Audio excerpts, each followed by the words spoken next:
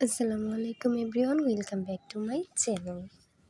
আশা করছি সবাই ভালো আছেন। তা আমি আজকে আমার পুরাতন যে বোরকাটা ছিল, আগে যেটা ইউজ করতাম, অলরেডি অনেক দিন আমি ইউজ করে ফেলেছি।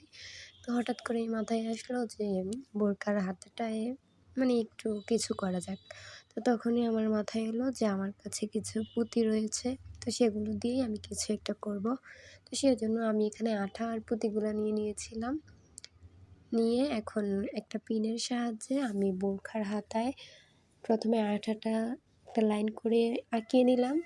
এখন একটা পিনের সাহায্যে আমি পুঁতিগুলো, যে স্টোনগুলো বসাবো, স্টোনগুলো আমি এখন বসিয়ে দিচ্ছি।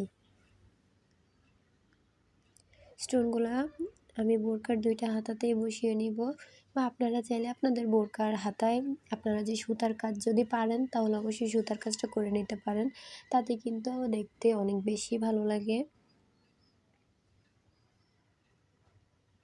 আপনারা চাইলে পুরো বোরখাতেও এভাবে কাজ করতে পারেন, যেমন বোরখার হাতায় এভাবে পুঁতি বসিয়ে নিতে পারেন, বোরখার বর্ডার লাইন যে নিচে আছে ওইটাতে করতে পারেন, বা মিডলে আপনারা ইচ্ছা মতো ফুল আঁকিয়ে নিয়ে স্টোন কিনে এনে আপনারা বোরখাটাতে কাজ করতে পারেন। তবে আমার ইচ্ছে আছে আমি নিজে একটা এভাবে বোরখা তৈরি করে নিজেই বোরখাতে স্টোন দিয়ে কাজ করব।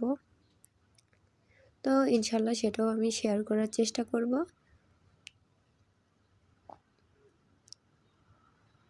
আপনাদের কোন ধরনের ভিডিও ভালো লাগে, বা আপনারা কোন ধরনের হাতের কাজ দেখতে চান, অবশ্যই আমাকে কমেন্ট করে জানাবেন। আমি অবশ্যই সেটা দেওয়ার ট্রাই করব।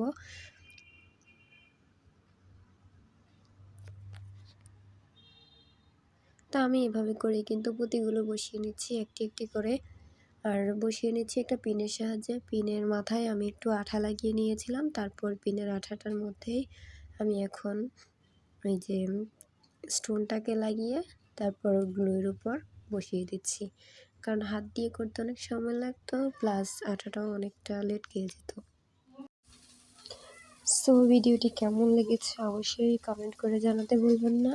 ভিডিও ভালো লাগলে চ্যানেলটি সাবস্ক্রাইব করে রেখে দিবেন, যেন এরকম টিউটোরিয়াল দিলে পরবর্তীতে আপনি সেটা নোটিফিকেশন দেখতে পান।